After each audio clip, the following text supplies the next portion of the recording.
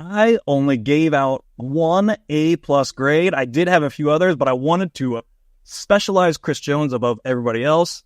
Every stat he has this season is up from last year. He's getting up there in age, which is an incredible feat for him.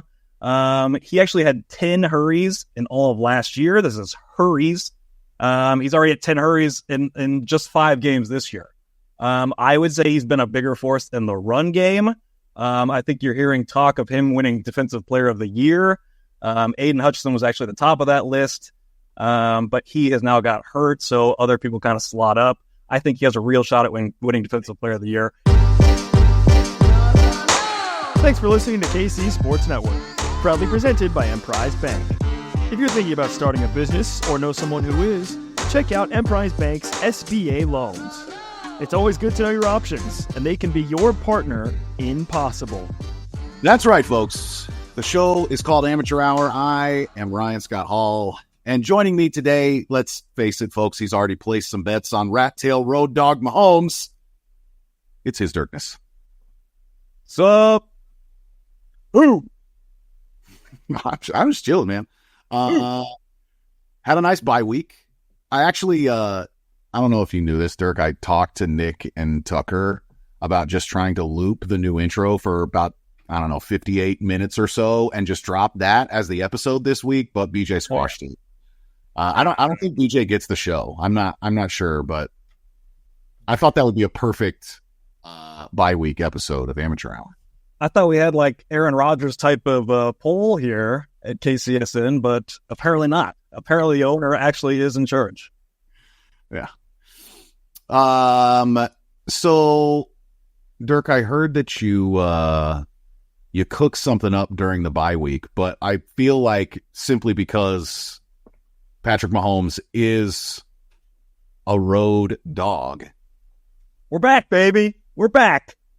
I think we both latched onto this tweet from Rob Collins about giving us the numbers. Mahomes' record as an underdog is a ridiculous 11-1-1. He is 10-3 straight up against the spread as an underdog. I know that you are very excited to probably throw some money out this weekend. How you feeling about Mahomes being an underdog as we head into San Francisco? Well, I mean, it almost feels like a playoff game, doesn't it? I mean, we're kind of back. I love it. Even 2 of those losses in Mahomes' career as an underdog was scoring 40 to the Patriots, I believe, and losing 43-40, and scoring 51 against the Rams in the infamous game, and losing that one. So he enjoys the role of underdog, you could say. And this is a fun game. Bigger game for the 49ers probably because they're treading on hot water with their record a little bit, at 3-3. So more important for them than for us necessarily. And really, we wanted to talk like AFC here, but the AFC is like not that too exciting because you're really looking at it's the Chiefs and then the Ravens on the next tier and then the Bills and the Texans. And really, there isn't too much else. Like, I could talk about the NFC for days if the Chiefs were in the NFC because everyone's kind of in the middle and all the bottom teams are all kind of interesting. The top teams are interesting. Are the Vikings that good? Everything. And the AFC is just kind of, the same old teams. I know the Texans are new to us last year, but Bills and Ravens once again up top with the Chiefs. And it just, I don't see any other team emerging really. The Steelers, the Jets with Devontae, nobody else really scares me. It's just kind of those 4 teams going to be hovering there for the rest of the year, I think. Yeah, I mean, honestly, at this point, I think the only thing that I would quibble with you on is the Ravens being like a clear tier above the Bills. I think that Amari Cooper answers a lot of questions for Buffalo's offense. I mean, at this rate, if they're healthy, just the number of options that he's got, and guys that he already has pretty good rapport with, a number of them, even though they're still going to be integrating a few different weapons in there. Buffalo's a scary team. I'm really looking forward to this game, the San Francisco game this weekend, because I think this is the first time this year, apart from, I don't know where the line landed going into that opening night, but I'm sure the Chiefs were a favorite for, home game, open the season. Yeah, you're giving me a 3. I'm thinking maybe something like that. But like, this is probably the first time that I think we're going to see a lot of people picking against the Chiefs. They have had arguably, I believe by DVOA, the toughest first 5 games of anybody in the NFL this year. That strength of schedule weighted by DVOA. The Chiefs have had a tough road, and yet came out unscathed, apart from the injuries. And really, you look at there's an expected win-loss, formula that's out there based on points and maybe just points. I'm not sure what else, but they have it on Pro Football Reference there, and it's the expected win-loss for the Chiefs is 3.4 and 1.6, so 3.4 wins on the year instead of 5. So a lot of people probably think they're kind of due for a loss based on how they've played, since they haven't played a great game yet. It wouldn't shock me at all to see a bunch of people picking the 49ers, which is fantastic. Bring it on. And I think that's where we're most comfortable. So yeah, I want that all day. I'm more comfortable in that role, and I think the Chiefs are more comfortable in that role. So yeah, let's do it. Yeah, honestly, they might as well just get down 10 in the first quarter to really light a fire, and then we can play some football, right? Yeah. Now it's a playoff game. Now we're going. Without too much else to talk about around the NFL on the Chiefs bye week, we wanted to do something that we've always kind of wanted to do. I think we've done it one time before, back in 2014. But both of us grew up Jason Whitlock fans at the KC Star. I know Ryan is still a big Jason Whitlock fan. And what he used to do after every single season was grade every player on the roster. Both you and I really look forward to those articles, not knowing each other at the time, but that was back when Kansas City print media was a sight to behold, with him and Poznansky, a great duo writing on the Chiefs every Monday. I think really got both of us, into the journalistic side of watching the Kansas City Chiefs, as I'm sure it did for lots of other people that were our age growing up in Kansas City at the time. But yeah, what he did was grade every single player on the roster, which is exactly what I have done. Now, he had a full season to work with. I only got 5 games here, so we'll have to work with what we've got. But the biggest, the important disclaimer at the start of this, grades are all based on a curve of expectations, including contract, draft position, perception, etc. So if I give Ethan Driscoll a higher grade than Creed Humphrey, it's not because he's been better than him this year. It's just because Ethan Driscoll has lived up to his expectations better than Creed Humphrey.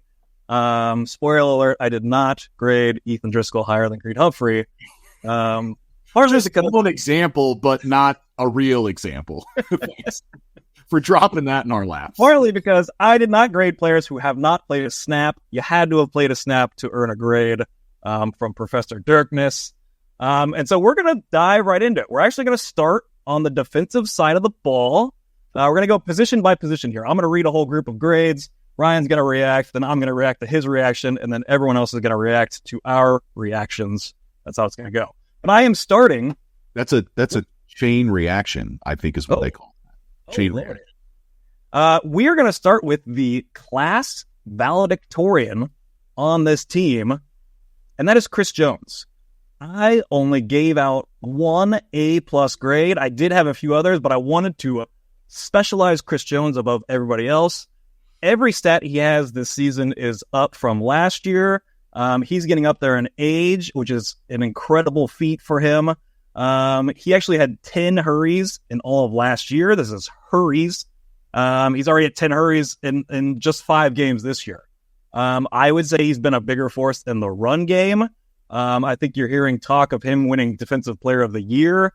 Aiden Hutchinson was actually at the top of that list, but he has now got hurt, so other people kind of slot up. I think he has a real shot at winning Defensive Player of the Year. Chris Jones is my class valedictorian with the only A+. Other D tackles here, I've got Derek Nottie at a D+.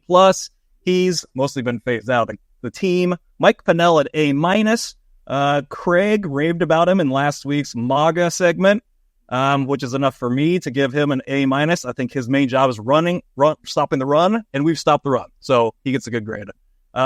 Marlon Tuipulotu hasn't played a snap. I don't know who that guy is, but he has not played a snap, doesn't get a grade. Tershawn Wharton, he gets an A.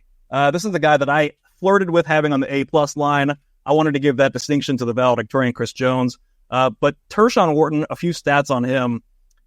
He has 10 pressures on the year. He only had 6 all of last year. He's got 6 hurries on the year. He only had 1 all of last year. I would say he's been our second best defensive lineman on the team so far in 2024. And so he gets an A from me. So that's the defensive tackle class. So what you gave us, just to recap, was 3 A's, Derek Nottie, and and Marquise Tuiasosopo playing defensive tackle for the Chiefs. Not gonna get any snaps on Sunday. No, I believe that that guy is actually like a pretty decently experienced tackle that we brought in from like Detroit, maybe, or something. I don't know. Maybe I'm mixing him up with Isaiah Buggs, and that is not someone you want to tussle with, apparently. I think that with the way that they've been playing against the run, it's hard to not give each of those guys individually an A, because really I think what's been most impressive, despite the fact that you're talking about all these hurries and things that Chris Jones is doing, what he's been doing against the run is absolutely outrageous. And I watch this team and still it's like I don't have the words to explain why they're good against the run. I'm kind of befuddled by it. Everyone just sort of does their job. I don't think anything special is happening. But, I mean, who knows? With all that being said, Wharton and Pinnell, both big surprises, getting huge returns. I think that probably smart people would just credit Joe Cullen, but also Brett Beach, I guess, for scouting these guys, because literally both of them came out of nowhere. I know nothing about Mike Pinnell other than he randomly showed up on this roster. I don't know where he came from. I don't know where he went to college. I don't know how old he is. He wears number 69, and I think he's really cool. But I know nothing else about him. He might be the most interesting man in the world. He's the number one. I think he's the number one dude on the Chiefs that you don't want to mess with. Like, if there's someone on the Chiefs that I do not want to pick a fight with, it's Mike Pinnell. And yeah, he does always come out of nowhere, usually on Super Bowl winning teams in the middle of the season, and they just pluck him from God knows where, just sitting there like, yeah, fuck yeah, I'll go win another Super Bowl with you guys. Fuck yeah, put me in there. And we do it, and he does. So Mike Pinnell, all-time winner. Big time, like left field contributions from both the Warthog and Mike Pinnell through 5 weeks. Hope it's sustainable, man, because they are doing some pretty excellent stuff for the Chiefs. Obviously, Chris Jones is as well. Probably the best player on the team through 5 weeks, I think. I would say so, yes. I would say so. Highest grade, right? Valedictorian. All right, I'm going to get to these grades before we take a break here. All right. Felix Anadike Uzoma. I tried. How'd I do? Not great. Got a B? A C minus? C minus? It's about, yeah. I mean, honestly, no offense to Felix, but, do some more. And Nick will learn how to say your name. Or Dirk, rather. Forgive me. Whoa. You talk about producer Nick? Right. Yes. He did get a C minus, same as I did for pronunciating his name. Here we go. But I feel like I've seen some signs from Felix. I want to see more. I want to see more from Felix. Here, what are my stiffer grades? I'm trying to be a hard grader here. I'm not just handing out A's and B's here. Mike Dana gets a D from me. I don't remember a single play he's made for us all season, and he's got some awful analytics to his name, and he got paid this offseason. So expectations go up when you get paid. I need to see more from you, and I haven't seen it from Dana so far this year. I know he's one of your guys, so I'm guessing you're going to have thoughts on that. Malik Herring gets a C. I don't remember much from him. George Karlaftis gets a C. He's been okay.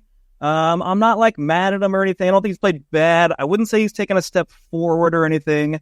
But yeah, George has just been kind of okay, I would say. He gets a C. Cameron Thomas, he's played some snaps. He gets a C. I've never heard of the guy. But both Cameron Hayward and Jordan Cameron were good on the defensive line, so why not Cameron Thomas? That's my only thoughts on him. But that is the class of defensive ends. What stands out to you from those? Honestly, a lot of things, man. I don't know what's going on with Mike Dana apart from, he missed a game or two in there with injury. Do you disagree with the grade? Do you think Mike Dana's done much this year? Like I kind of saw like game 2 or 3, and there was some advanced stat of like pass rush win rate. Ooh, I think I nailed that.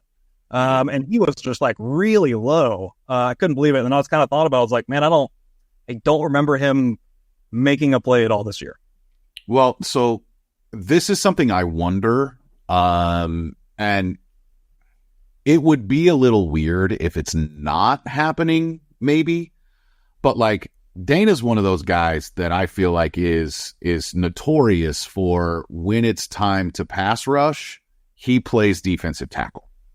He does not play defensive end on those like third and longs. The NASCAR package, yeah. Yeah. And I don't know if it just means that like they're not getting much run in that way. Or maybe they don't feel like they have some like a good 4 in that group right now or something. And so he's playing end. Maybe it's Wharton just playing so well. I don't really know. I'm not totally sure what's happening there. But I don't know if he's rushing the quarterback as much. There's some possible explanations in there. It could just be that he's had a rough start to the year and the bye week comes at the perfect time. And Mike Dana's going to go and, have a really phenomenal day on Sunday or something. Who knows? I think that the Chiefs are in an interesting spot at defensive end right now because through 5 weeks, George to me hasn't really, he's not like in there batting down passes. He's not pressuring the quarterback, really. I'm just not seeing a whole lot from him. He's around, But I think, honestly, what might be happening is that Wharton, Pennell, and Chris Jones are just getting all of the headlines, and everybody else is doing their job. But, like, the ones that are finishing the plays are the guys that have the shortest distance to just be able to go straight up the field. But you would think, man, with as well as Chris Jones has started this season, that some of these other guys would just be licking their chops, able to clean up these plays with as much attention as he's getting. And so without the production there, it's no wonder that a Mike Dana is at a D or a George is at a C or whatever, because I just don't think that the production is there just yet. The Chiefs were first in the league in sacks last year, second maybe. I doubt they're near that right now. I think they have like 6. Chris Jones leads them with like 2.5 or something. So, give me some more production. And maybe, it's not like they need to reset when they're 5-0, but given everything that's going on and whatnot, like I'm sure that they were able to use this to be able to kind of redirect the team and get them on the right course. And I'm excited to see what they've cooked up over this bye week. And you hit the nail on the head there. Chris Jones is getting double teamed essentially every single snap that they are able to, where the Chiefs aren't blitzing. They have 5 linemen for 4 rushers. He's getting the double team, which means everybody else is getting one-on-one. And I feel like Tershawn Wharton's the only one that's really taking advantage of it. The guys on the outside have not been so far, which is why my Zag of the Week kind of pertains to this. And we'll get to that after this break. Shop Chiefs tickets and more with no fees. Plus, save big with code KCSN at ticketsforless.com, the official ticket provider of KC Sports Network. With big wireless providers, what you see is never what you get. Somewhere between the store and your first month's bill, the price you thought you were paying magically skyrockets. With Mint Mobile, you'll never have to worry about gotchas ever again. When Mint Mobile says $15 a month when you purchase a 3-month plan, they mean it. Say bye-bye to your overpriced wireless plans, jaw-dropping monthly bills, and unexpected overages. Mint Mobile is here to rescue you with premium wireless plans starting at $15 a month. All plans come with high-speed data and unlimited talk and text delivered on the nation's largest 5G network. Use your own phone in any Mint Mobile plan and bring your phone number along with your existing contacts with you. Ditch overpriced wireless with Mint Mobile's deal and get 3 months of premium wireless service for $15 a month. To get this new customer offer and your new 3-month premium wireless plan for just $15 a month, go to mintmobile.com/AHPKC. That's mintmobile.com/AHPKC. Cut your wireless bill to $15 a month at mintmobile.com/AHPKC. $45 upfront payment required, equivalent to $15 a month. New customers on first 3-month plan only. Speed slower above 40 gigabytes on unlimited plan. Additional taxes, fees, and restrictions apply. See Mint Mobile for details. one of the things I think that's like really cool about being at KCSN is that we've got this partnership with the Boys and Girls Club of Greater Kansas City. So if you, as a listener of Amateur Hour, as a supporter of KCSN, as a prideful Kansas Citian, if you're looking for a way to make a big impact in your community, the Boys and Girls Clubs of Greater Kansas City need sponsors for their sports teams and leagues. You can help local kids while promoting your business throughout the metro. All you got to do is send an email. It's really simple. It's giving@helpkckids.org. That's giving@helpkckids.org for more information. Do you love sports? Want to share your love by coaching local youth? Our partners this year, the Boys and Girls Clubs of Greater Kansas City, need your help today. Beyond after-school programming, the clubs offer leagues for baseball, softball, basketball, flag football, and more. Just visit helpkckids.org and click on volunteer for more options. I kind of teased it there. My Zag of the week, Twitter is abuzz today, which is Tuesday, because of the 2 receiver trades going on. Devontae Adams to the Jets, Amari Cooper to the Bills. And here's my Zag of the week, because everyone's freaking out. Chiefs aren't going to get the receiver. The market is thin now. Who are they going to get? My Zag of the week, they should get Hassan Reddick. I don't know where this guy's head is at, but this guy is an explosive rusher, and he is just pissing away money with the Jets right now. I don't really understand the situation or what his strategy is, or even if he wants to play football. Obviously, he doesn't want to play football. You're not going to go get him. But if this guy has any interest in playing football, he is explosive off the edge. And if you're dropping him into this defense, that is my Zag. Everybody's got to throw another option out there at receiver, another weapon. I'm not against it or anything, but man, if you can add Reddick to this defense, I think it takes them to a whole other level, and it solves that problem with the second pass rusher. Oh man, I think it makes the best defense in the NFL even better, and that would be a huge move in my opinion. So something that's really interesting is that, well, like when he got traded, I was trying to find the trade compensation. He got traded for a conditional 3rd rounder in 2026. I mean, the Jets basically, they're not paying for it right now. You know, they're not like, oh my God, we gave up that 3rd round pick and we're getting nothing from this player. So I think that the Chiefs probably could swoop in, get him for next to nothing.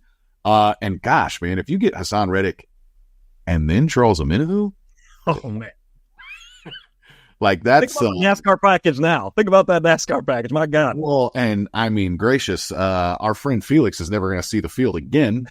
Certainly this season. No, but look, man, I mean, I don't hate it. I don't hate it. I think, we might as well talk about these trades. I'd say, real quick, I mentioned the Cooper thing. I mean, he feels like a very legitimate wide receiver to me, and I think he really kind of ties the room together in Buffalo. The Adams thing, Adams for a 2, or I guess probably a 3. It's a 2 if they get to the AFC Championship or he makes All-Pro or something like that. Probably not going to happen. I don't really look at the Jets as like a rival team, but Buffalo leveling up by getting Amari Cooper, that is a move to me that, like, hey, Brett, just making sure you're paying attention, fella. I don't know if the Chiefs have to go out and make a move. That's an interesting zag. I would say my zag, if this qualifies, I really like Darius Slayton. I think that he's a football player that a team has been trying to cast aside for years, and he just continues to fight through it and lead them in receiving year after year. I watched him play in this game this past week because it's nationally televised, and they only managed 7 points, but he and Tyrone Tracy were basically like the only things going for that team, and he's throwing his body around. He earned a pass interference in the end zone, and he's just a really, really athletic player that can play on the outside. He looks small, but he plays pretty big. And that's a dude that I think could add a lot to this Chiefs offense, and they wouldn't have to give up very much for him. So, and I think the other name that people are monitoring is Deontay Johnson. They've had Ruben just in here before. I think he is like kind of the big name left on the board. I'll tell you who they're not trading for: DeAndre Hopkins. He is not the Chiefs style receiver. They do not value contested catch receivers. Mahomes doesn't throw in tight windows. DeAndre Hopkins is not happening. Get over it. Yeah, I mean, I think that there are for that. They're not trading for Mike Williams either. So he's the same kind of guy. It's exactly. not happening. He does not fit with the Chiefs. Stop thinking about it. And that's why, like we keep trying to make Justin Ross a thing, and he is basically those guys. I think that there was hope that Justin Ross, based on the way that he played when he was at Clemson, that he had a little bit more separation. He might be more, Plaxico Burress than some of these other guys. But that he just doesn't look like he's got it. I think that, people got interested in a Christian Kirk. I don't know that that's going to happen. I mean, he'd be a great fit, but I mean, I don't know. Its contract makes it really tough. I'm not sure where he's at in it right now or how much the Chiefs have to take on, but he did get paid. But honestly, I think it's less than people remember because it's a lot. Jerry Jeudy makes more money than Christian Kirk does. Who would have paid that? Who would have done that terrible contract? I don't know. All right, let's move on here in the grades. There is one. Just what last thing, and we got to make some kind of MVS joke, right? Oh, MV, yeah, sure. MV, yes, MV, yes. Dude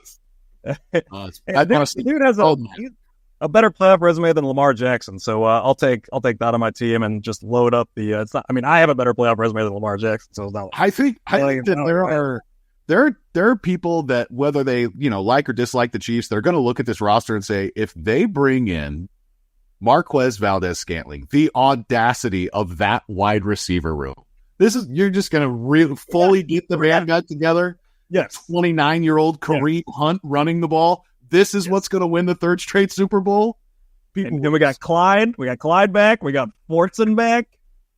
Bring them all back. Bring them all back, baby. Let's get the honestly, I'm just going to say, if it's this cast of characters and Pat Mahomes and Xavier Worthy and Travis Kelce, this will be the masterpiece, man. Honestly, like I don't want to say this, but like I could totally see if they actually pull it off. Andy, I don't know if you can do better, man. It might be time. Like I don't want Andy to take over. Everybody just leaves. We've all of them retire. We've conquered the NFL. We're bored with it. They're gonna start like a NBA team. Yeah. All right, let's go. All right. Let's get linebackers here. Nick Bolton, B+.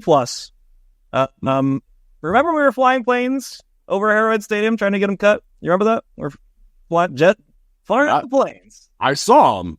I wasn't on him. I was not flying. B+, his job is run D. The run D rules. Leo Chenal, he gets a B+. I was kind of back and forth on his grade. Honestly, I think like the folklore of Leo Chenal kind of passed his play on the field. Like it became a bit too much in there at some point. But he's still providing good snaps in a part-time role. I'm not mad at him whatsoever, but maybe pump the brakes just a bit on Leo Chenal. Just a little bit. Cole Christensen, never heard of him, hasn't played. Cam Jones, I've heard of him, hasn't played. Jack Cochrane, oh boy. D- for old Jack Cochrane. He was awful in his, I believe, 6 snaps against the Falcons. You saw what an actual bad linebacker looks like instead of Nick Bolton who's in there. And then Drew Tranquil gets a B-. I kind of stood up for him last week or 2 weeks ago, maybe. I think he's been okay. I don't think he's been as bad as people make it out to believe he's been this year. But so he gets a B- from me. What do you think of the linebacker there?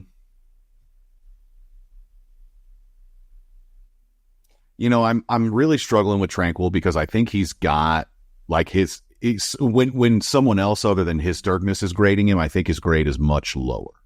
I want to say that PFF has got him like really low. Really? I think his coverage grade on PFF is terrible. For the record, I just want to state I did no PFF research. I don't have a subscription. And so I think people might think I'm just like looking at PFF and doing this. No PFF influence whatsoever. So bring it on. No, it's BFF, right? Just my BFF. Us two or the Chiefs? He's getting the gang back. Yeah. What's a BFF?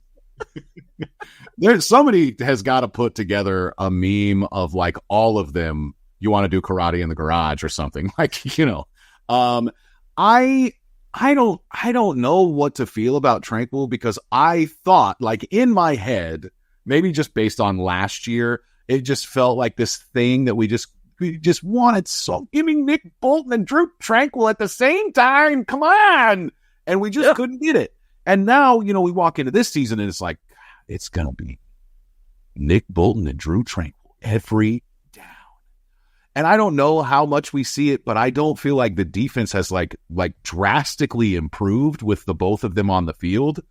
But maybe they are playing above expectation after losing a player like L'Jarius Sneed. And so, my perception isn't quite what it should be. I'm not totally sure. I have been, I think, underwhelmed by Drew Tranquil so far this year. I'll say that.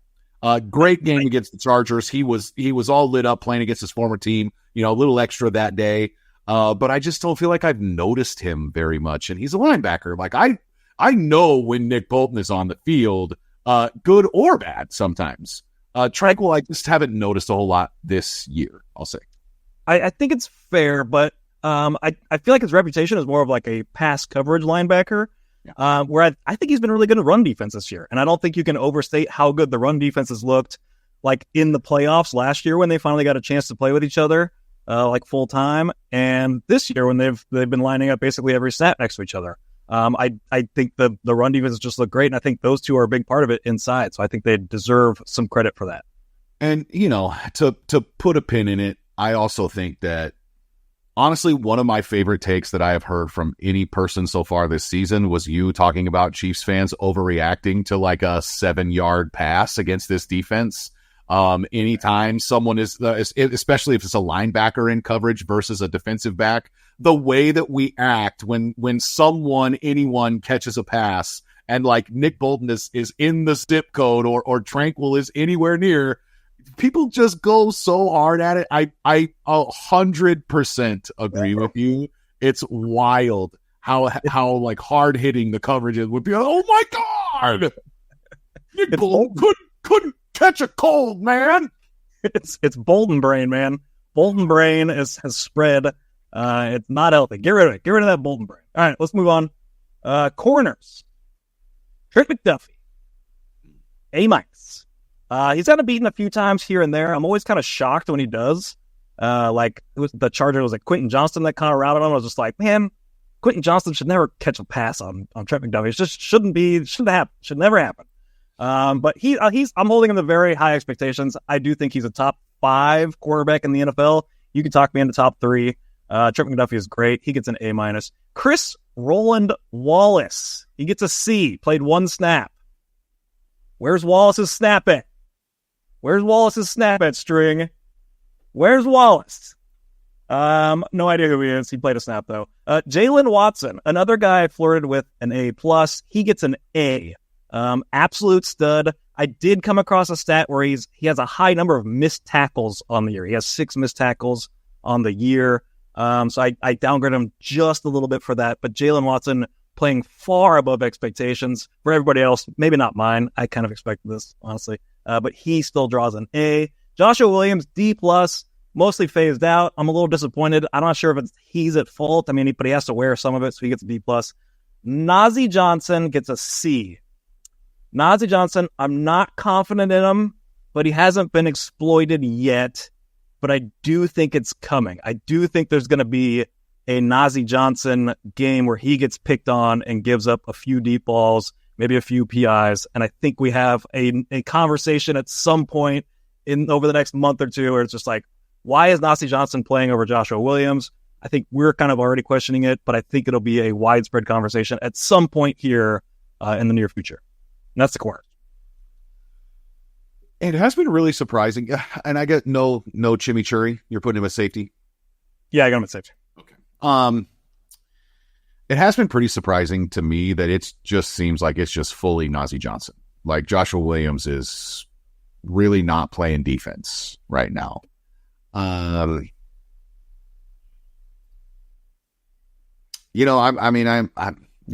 think that's probably my biggest surprise. And I agree with you with Nazeeh Johnson. He does kind of feel like a ticking time bomb to me.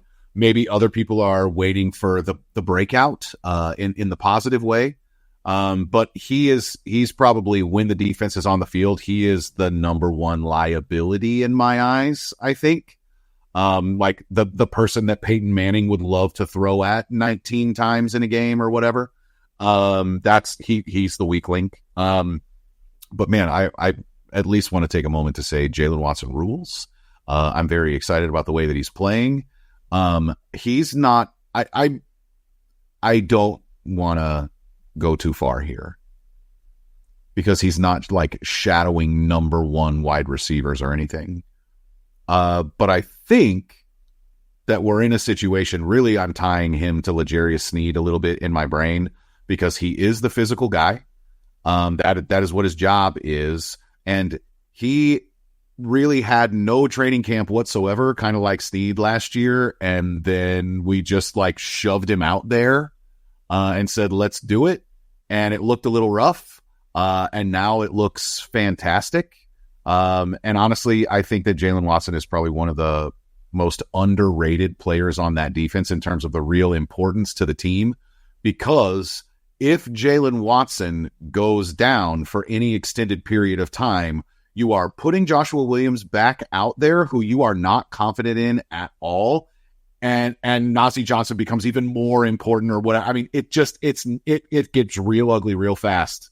And you could say the same thing if Big Duffy goes down, right? Those two, there's just a clear tier between the two guys that we have starting and every other corner on the roster.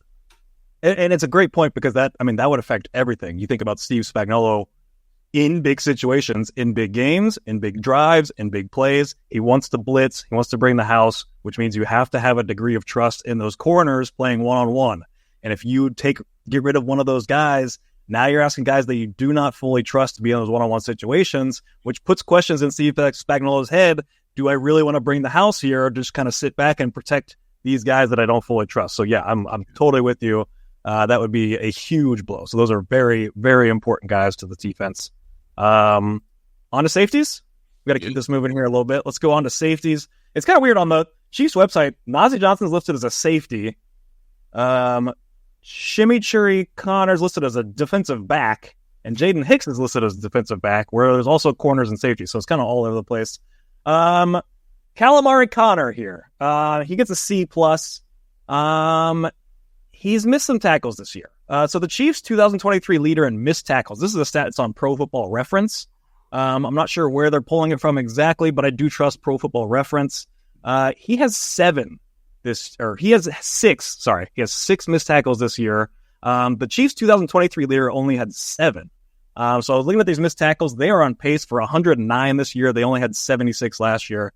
So missed tackles a bit of a problem for the defense this year. And I think he's been the biggest culprit there. But also, he might be our best playmaker in the defensive backfield. So he kind of plays an important role there.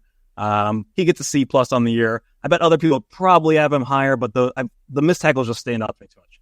Jaden Hicks, he gets a C. A lot of talk, nothing really to show so far.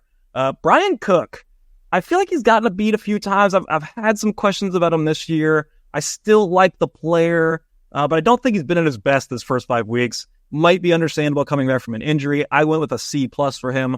Justin Reed, there was some talk of him having a down year. I didn't see it too much, but he's also not out there making too many plays. But I do trust Justin Reed to do his job at all times. He gets in there with a B-. So lots of C's, C+, B- here for the safety group. What stands out for you there? I mean, yeah, I think that they've all been pretty average. I think that like the more I see of Chamari Connor, the more, I don't know, like average I think he is. I have not been super impressed with what we've seen. And that's not meant to disparage him because like we need plenty of average players. But I think that initially when they drafted him, and even the way that he was deployed as a rookie, I'm like, they're going to blitz this guy every freaking down. And then they did quite a bit as a rookie. And I don't see a lot of that right now. I don't know if the role has changed. I don't know if Spags is saving it because he's got this endless bag of blitz designs and everything else. But that part of his game has not really been there this year, which is very interesting to me because I thought it was probably his best asset. Beyond that, these are guys that to me, I would like to see more down the backstretch of the season than what they've shown so far. These are not guys that like hit the ground running to put it away. But Spags' defense continues year after year to get better as the season goes on. They tend to evolve as a group. And so the fact that they're top 10 with the safeties all just kind of being tap water to start the year is exciting to me because that shows me that if Brian Cook rounds into form and starts being the playmaker that he was before that injury, if Justin Reed is, locking down the tight ends and Jaden Hicks comes in and can start doing some things for this defense that he showed he was capable of in the preseason, they could have a really, really nice group there. All right, specialists, Winchester, B. I couldn't remember any bad snaps. I thought maybe he had one, but I think I was just thinking of like the Bengals field goal for some reason. But I don't think he's had any bad snaps this year. Do you remember one? I don't. I mean, Butker missed that kick in this most recent game, but I don't think it had anything to do with the snap or the hold. I think he just missed it. Happens every once in a while. Areza, I go in B+. I've been pretty impressed by the punt god. I think he's done his job well. I like him more than Townsend, to be honest. Butker, he gets an A-.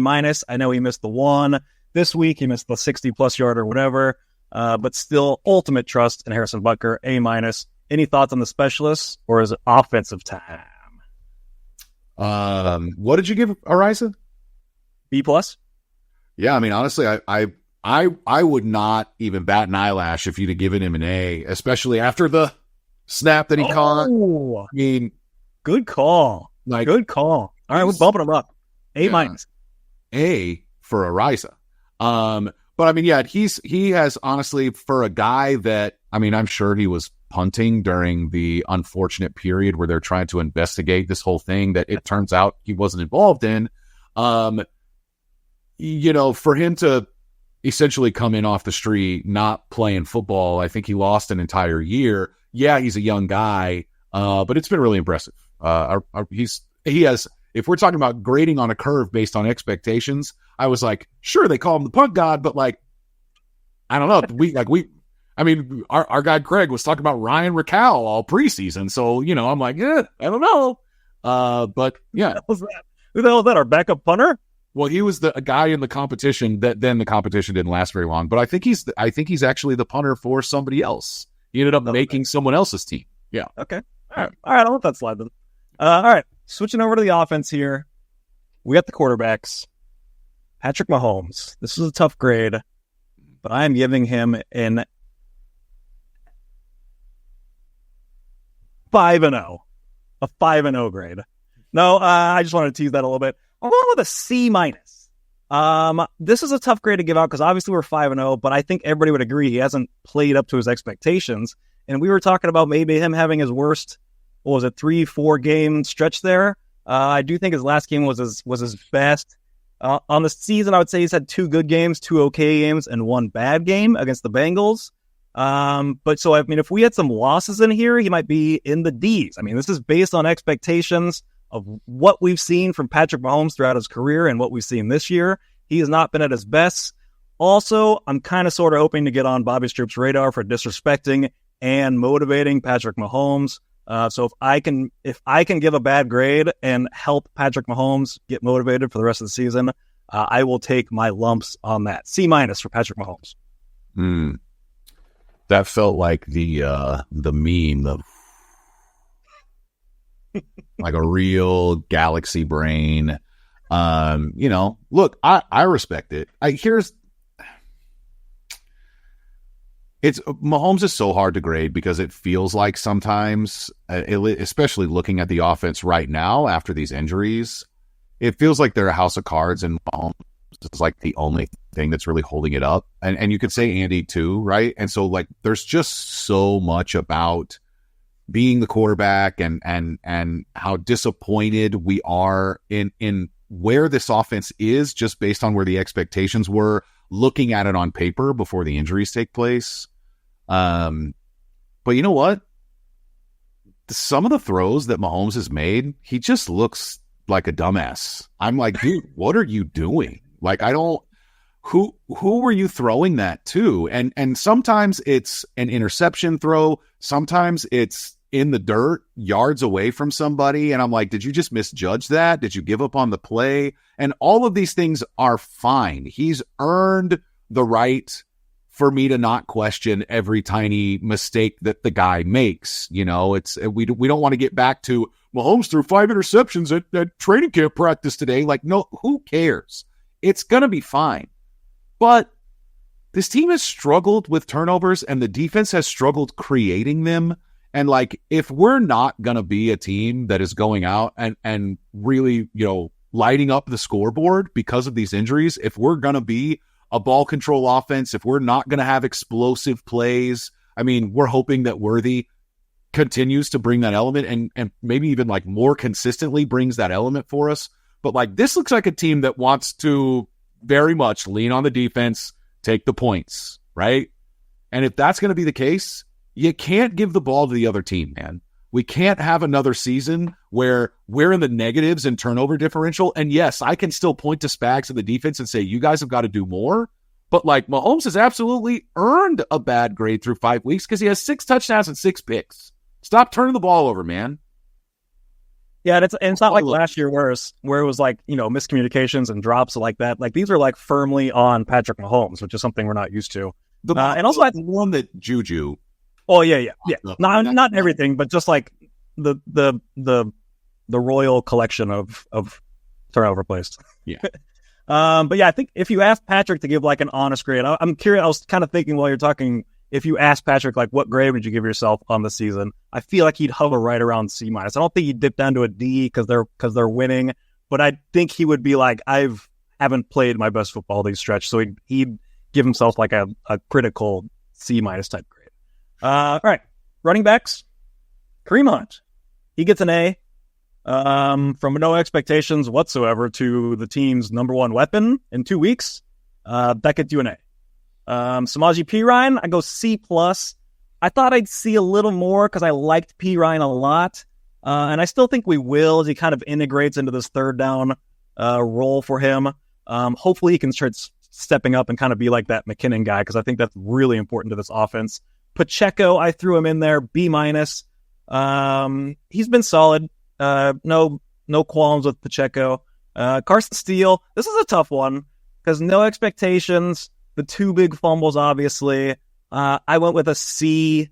That would be higher if, you know, without the fumbles, obviously, but also his yards per carry wasn't as great as I was thinking it would have been. It's only like 3.5, I think, right now.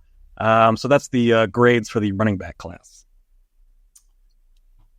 The one in that group that I don't really know what to do with right now is Samaje Perine.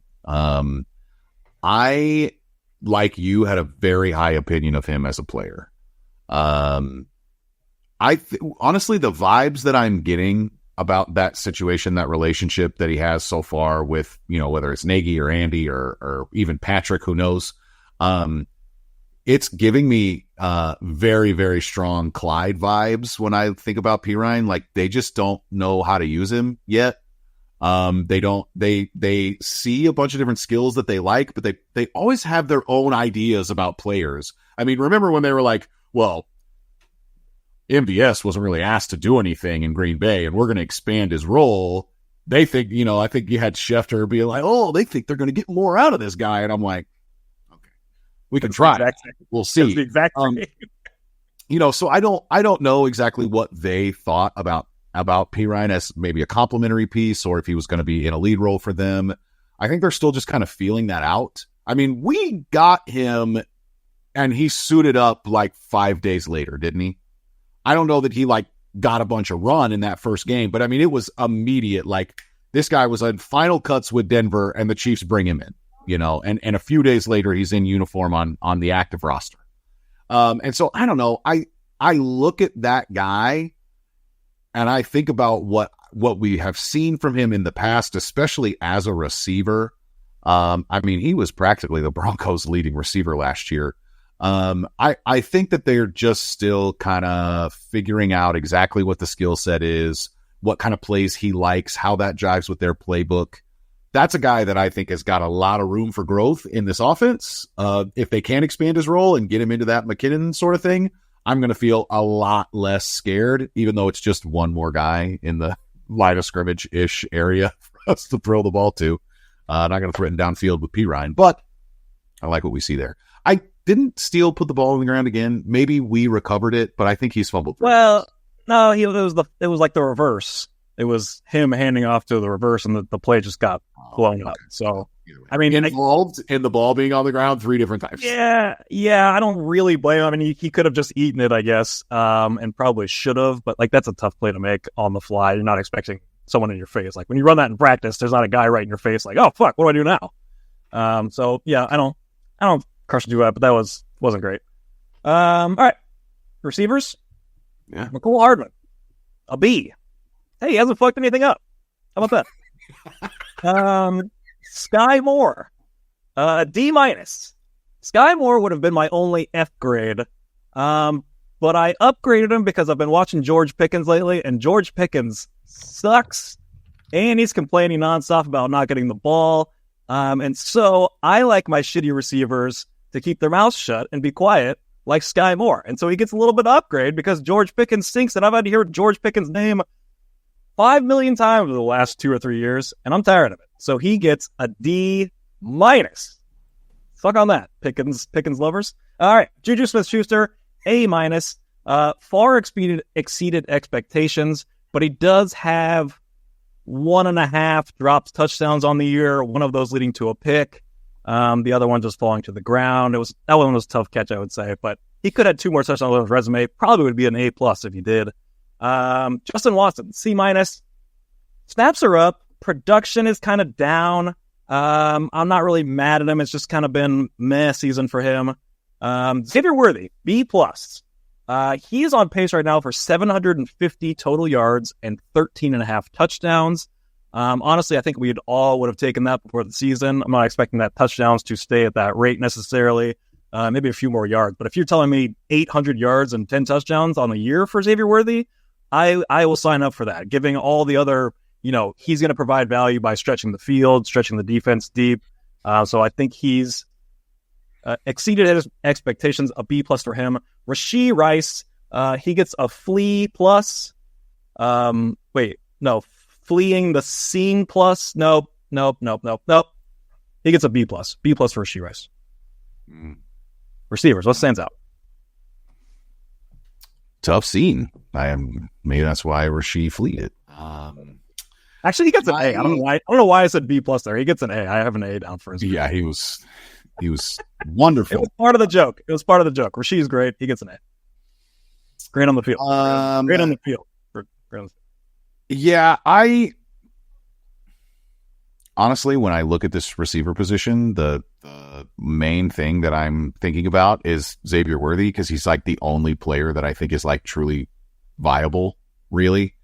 How is he on pace for 13.5 touchdowns? Well, because we're at 5 games of a 17-game season, so it's... the math wasn't mathing for me. But a shared touchdown would be cool. I'm not sure if that's ever happened before. They give out half stats. They give out half touchdowns. I don't know. They're just scoring as they cross the goal. I love it. I love it. Like Tyreek and Damian Williams do like a high five into the end zone or something. I don't remember how that worked. Well, I gave Juju a 1.5 drop touchdown. So maybe Juju and him could make these some round hole numbers. Yeah, that would work. That would work. I mean, yeah, I'm not gonna gristle at any of the grades in there. I guess I would have imagined, given the injuries, that we would have seen a little bit more production from our guy Justin Watson. Hey, maybe it's this week. Maybe this is Justin Watson week. We'll see. But yeah, no, I'm in line with your wide receiver grades. I do think that you maybe got some pent up anger in there about George Pickens, or you just want to. I don't know what happened there. No, No, I don't like complaining, and I've had to hear this nonstop. I mean, it's been 3 years of talking about George Pickens, and he's not any good, and he whines nonstop. Like, there's no way Andy would have him on our team. There's no way. It's not even. Yeah, I mean, if the Chiefs wanted George Pickens, he would be a Chief. They would have just drafted him. And, they literally traded away the pick for him. So it's fine. I'm not too worried about it. Let's moving on. I do actually, you know what? Imagine earning a B for simply not making a mistake. McCole Hardman getting the B for just not screwing everything up. Hey, Shout out. Nice job, McCole. Shout out. Can't wait to see your movie. It would have made it 5. You wouldn't bet on him not fucking up in 5 games. You wouldn't. There's no way. Nobody would bet on that. You know it's coming. All right. Tight end room. Jody Fortson. He gets a C. He's the reunion tour groupie. Noah Gray, a C+. 300 yards the last 2 years, on pace for 400 this year. I want to see more from Noah Gray. I want more Noah Gray, whether that's on him or the offense. I think Noah Gray can do more. We handed him a nice little contract. So he gets a tougher grade there because I just want to see more from Noah Gray. Jared Wiley, he gets a C. He's whatever. Travis Kelce, a B-. I think other people might go lower than this, but he's on pace for 775 yards. Coming on strong. I think he's been better than perceived, with lower expectations for him at age, 34 now or whatever.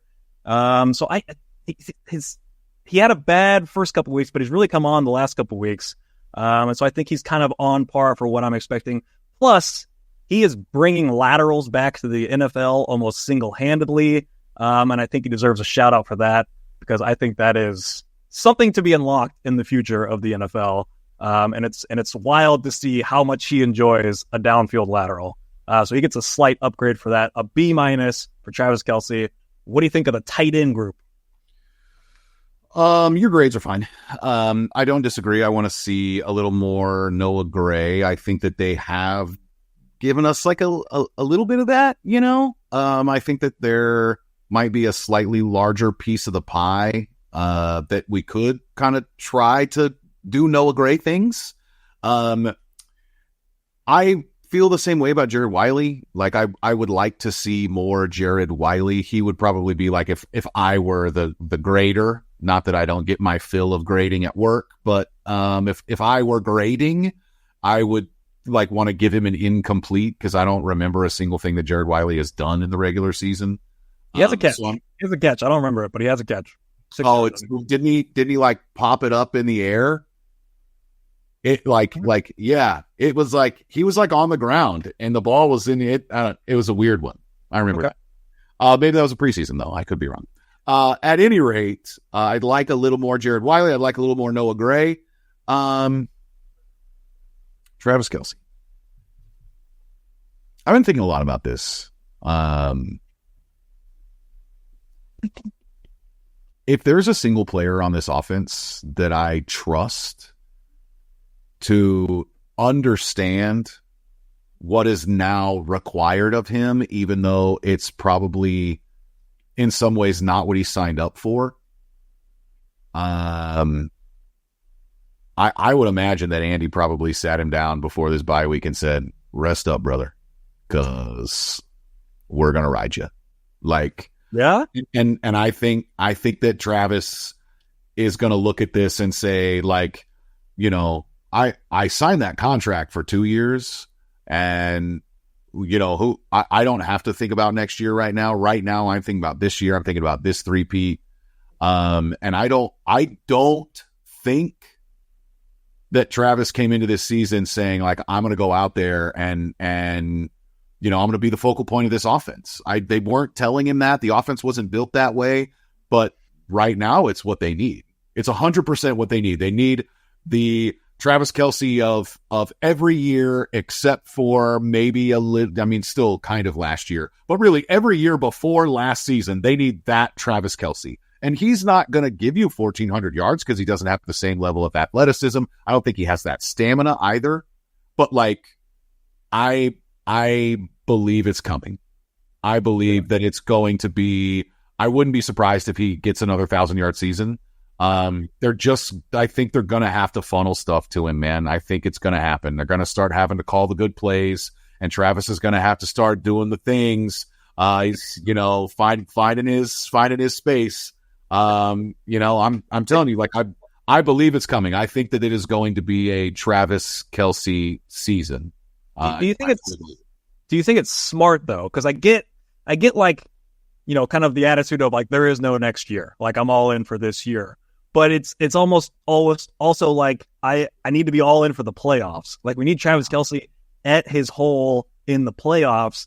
And if that means putting a few regular season games at risk, at lower chance of winning because we're not using him as much as we could, I'm fine with that. After last year, after seeing him all of last year, kind of questioning where he's at with his age and everything, and then the whole week 18 thing where he sits out, and it's just wow, that was a really cool decision. But to see the Travis Kelce that we got in the playoffs, I think that is a real thing. I'd almost just do it, even if that last game's important. I guess we're kind of trending towards getting the bye week in the AFC, which will obviously help a guy like him. But even if not, if somehow we slip to 2 seed or something, almost just sit him towards the end of the season, get this guy fresh, because I do believe that we'll need him at his best in the playoffs. I just don't. The regular season isn't quite important enough to put him at any sort of risk at not being healthy going into the playoffs.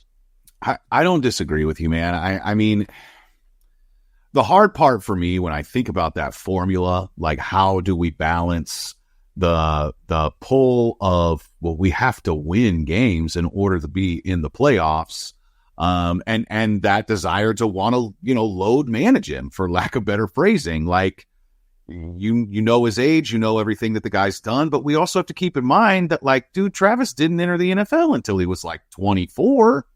And he missed it the whole first season due to injury. Yes, he's a tight end. He's going to take a beating. He's going to be physical and all these different things. And teams love to beat him up in order to slow him down. I don't know, man.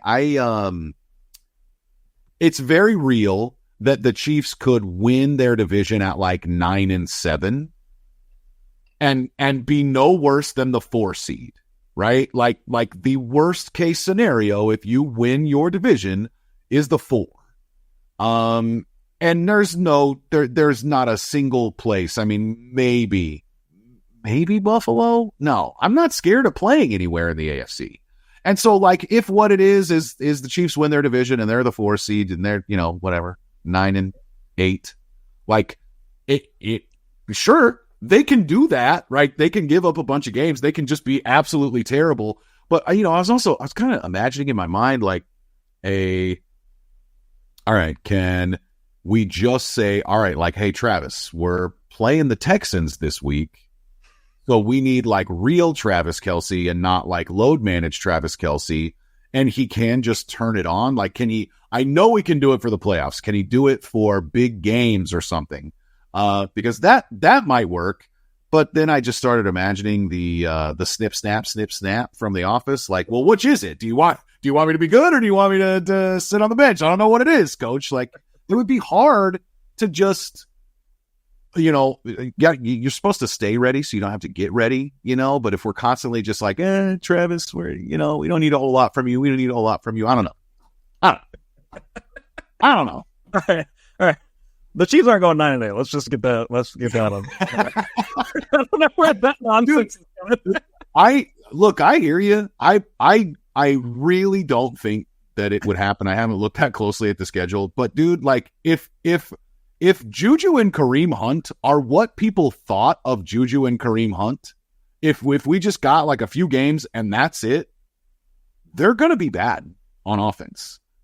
I'm sorry, there's no way around it. They're going to be bad if Juju and Kareem are bad.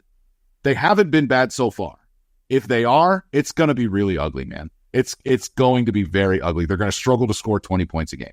I don't think an Andy Reid offense could be bad. They could be middle. They could put me in a quarterback and be average. That's okay. They'll be bad on the Chiefs scale for sure. It will easily be the worst Chiefs offense of the Pat Mahomes, Andy Reid era if Kareem Hunt and Juju Smith-Schuster are not performing way above everyone's expectations for the rest of this season. I firmly believe that. Just dust off the Alex Smith quarterback 2 playbook that Andy Reid loves so much. I know he's got it buried somewhere. If you're running the option in no time. All right, let's get to the offensive line. All right, I was working on a nickname. This is how I spent most of my time, working on a nickname for the interior 3, and I came up with KCI, the Kansas City Interior, because they control the ground game and they let Air Mahomes fly. The KCI. I like it, but honestly, I was really hoping that you would just be like the big 3. The 3 amigos. And I'm like, yes, dude, I can't believe nobody's come up with these before. Big 3 is amazing. You should see the cutting room floor. It's an ugly scene for the nicknames that got left behind. We won't get into that. All right. Creed Humphrey, A-. Trey Smith, A-. Joe Tooney, A-. I gave them all the same grade. I was looking at penalties. Tooney has 0. Trey Smith has 2. Creed has 1. That's kind of Tooney has the highest expectations. Trey Smith probably has the lowest. Our running game is better. It's hard to hate on these guys. There was the one random game against Atlanta where we were getting interior pressure that was kind of weird. But these guys are fantastic. They get A-. Kingsley Suamataia. I went with a C. I'm not holding him victim of his own high expectations from the preseason. I feel like most people would go lower because we talked him up so much in training camp preseason. Now he's kind of disappointed from that. But if you're just looking at a second round rookie, like I don't think he was that bad when he was playing. I'm not down on him for the future. I just don't think he's necessarily the best guy for left tackle right now, which is fine. So I don't think he's been that bad. It's just he had high expectations from preseason. So he gets a C. Who else we got here? Wanya Morris, the guy who's filled in for him, a B+. I wasn't expecting Wanya to start, and he's come in, and I think he's done a pretty good job. And so he gets a B+ from me. Last guy who's played a snap along the offensive line, Jawan Taylor. Penalty watch. He is at 7 penalties on the year already, 5 false starts and 2 holds. Fun stat, he's the only player on the offense with a false start on the whole year. But there's definitely a feeling of if there's a penalty, I think it's going to be on old 7-4. I'm kind of calling that as the ref is reading it. And he's on pace for 24 penalties on the year. He only had 23 last year. This might be a 2023, I'm going to get 23 penalties. 2024, I'm going to get 24 penalties. I don't really like that trend, especially for the future. But yeah, so, and that's even without any of the illegal formations that he kept getting dinged on last year. And so that's my grades for the offensive line. I give Jawan a C-. Not sure if I said that. C- for Jawan Taylor. I mean, the commitment to the bit, if that's really what he's doing, is it's 2024. I got to up my game 1 penalty. I mean, okay. I don't. If you believe the hype that Jawan Taylor is jumping early on every single pass play, then 5 false starts in the 175 pass plays or what so far, it's working.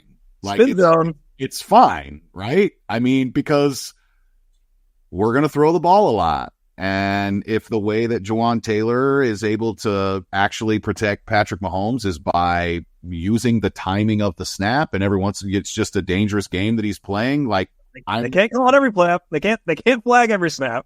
I mean, that's basically what it is, right? I mean, I think that's what the Chiefs were actually trying to figure out last year. When Andy's benching Jawan Taylor in the middle of the game and telling the guy that goes in, hey, line up as far off the line of scrimmage as you think you can get away with. Let's see what they do. They're I don't know. I'm looking at Jawan Taylor and I'm saying it's fine. It's fine. It's actually not very good though, is what sucks, especially considering the fact that I think we're in the 3rd year of this. Is the 2nd year or it's 3rd year of his contract? It's the 2nd year. It feels like 4.5 years, but yeah. Yeah. And even though the market's adjusted, I think that it hasn't adjusted enough, and he's still the 3rd highest paid tackle at his position or something behind, Hall of Famer Lane Johnson. and maybe Panay Sewell, who's one of the best offensive linemen of the last 10 years. Yeah, I mean, anyway, I don't know. I want Jawan Taylor to be good because we can't have bad money on the roster. And right now he feels like mid money. He is what'd you grade him? Give him a C-. Okay. So here's this is like, I think an analogy. I can't remember who came up with it, but it's 100% like the right way to look at the Chiefs roster. They can't pay a C- like an A+. Yeah. They talked about this a lot, and it was like one of the things that Brent Tillis was able to work with them, but like the Chiefs can't afford, because of Mahomes, because of Chris Jones, whatever, they can't afford to pay mid guys top money. And that is kind of what it is maybe looking like with Jawan Taylor. And the fact that he gets to play next to a player the caliber of Trey Smith, and it's still just kind of, that's not great. It's not great. I think it's fair to say it's bad money. He's tough to grade because his contract is huge. So do you grade him against that? Or his expectations after last year weren't very high. So you kind of grade him against that. So I kind of just slid him at a C-. If I was grading him based off just his contract, he'd definitely be in the D range. He was kind of tough to grade. Felix was kind of tough to grade because high draft pick, but low expectation for him. But that ends all the players. Coaches. I'm going to do the coaches real quick.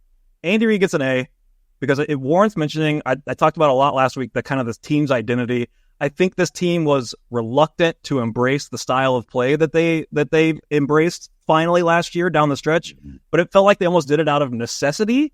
And now with these injuries that have happened early on in the season, they're really embracing it and kind of perfecting it. And I think they're kind of going out and enjoying the style of play they're doing now and just keeping opponents at an arm's length. You know, if you happen to score on our defense, sure, we'll go out and score on offense, and we'll just kind of, play with you like a cat batting at something. But I think Andy playing with their food, right? That was the analogy last year. They kept playing with their food. No, that's good. That's good. Steve Spagnuolo, A-. I think he's done a great job of putting out a great defense and not showing too much at the same time. So Spag shutdown mode in full effect. Matt Nagy gets a C because I don't really know what he does. Dave Tube gets a B+, but I'm not here to talk about Dave Tube. I want to talk about the Oregon special teams because they did my kickoff where you just bomb the kick straight at the player in the front line, and it totally worked. It bounced right off the Ohio State guy, bounced back, the kicker picked it up. I've flirted with doing this kickoff on every single kick. I think it's genius. I was so happy. I recorded this game. I'm watching it at like 1:00 in the morning, and just fist pumping in the air, like, yes, they got to see my kickoff and it worked. I was pumped. So that Dave Tobe gets B+. Interesting. I'm a little more interested in what looks like a tattoo on your arm. Did you get a tattoo, Dirk? No. It's a temporary tattoo. It's a Harry Potter Dr. Death or something. Is it really? Oh, a Dementor. Went to Universal Studios this Saturday and got tatted up. I was like, he got a tattoo. That's and it's not small. It's like this big old Yeah, you got a Dementor tattoo. Okay, interesting. Can we talk about Taco Bell for a second? Yeah, quickly. Dude, I did the thing where I'm just like, I'm looking around for content, and I start scrolling Dirk's timeline, seeing what he's been talking about, and the tweet about Taco Bell. Dude, this app, I don't have it, by the way, but I'm still so fascinated that you can like get the randomizer. Oh, hey, I've got $10. What should I go get at Taco Bell? And it'll give you, here's 100 different suggestions. I mean, you being out in Southern California in such a densely populated area, like, are there like app wars that are happening? Are there like this restaurant's trying to offer this other thing so that they can get more people? Or is this quite literally the greatest invention I've ever seen in my life? Well, the invention's fantastic. I never see Taco Bells out here. The other fast food joints are too good. Like El Pollo Loco is really good. But no, I never go to Taco Bell. I haven't been there in years. But this makes me want to go. I used to like base my order. I was like, back when I was a kid, I was like, man, I need to get $5 worth of Taco Bell. And I'd kind of, I'm getting a chicken stop taco. I'm getting, chili cheese burrito and kind of, but I always want to stay like right around the $5. Dude, this is brilliant. You can just look at different combinations, like in refresh, like, all right, I'm spending, $12 here at Taco Bell. No, that's no good. This isn't bad. This isn't bad. Like, it's brilliant. If people don't know what it is, you put in the amount you want to pay, and it just gives you random orders that basically hit that amount. It's brilliant. This is like, there was FX Plus used to have like The Simpsons, and you could just choose a random episode instead of like scrolling through and actually picking out an episode. I always thought it was brilliant, and then it went away. I don't even know if FFX is still around, but nobody uses this, and I think it'd be very. It's a great addition to any streaming. Just give a random episode. Peanut really wants to get the last word. All right, folks. I love Taco Bell. I can't believe Dirk hasn't had it in years. He's probably, doing Del Taco or, some hipster. No, Del Taco sucks. Oh, okay. Well, all right. Jack in the Box tacos. He's got the look. Yep. This has been Amateur Hour. I am Ryan Scott Hall. He's his Dirkness. The Chiefs are 5-0, and they're going to play the 49ers on Sunday. And now Dirk says... Briefs! There we go.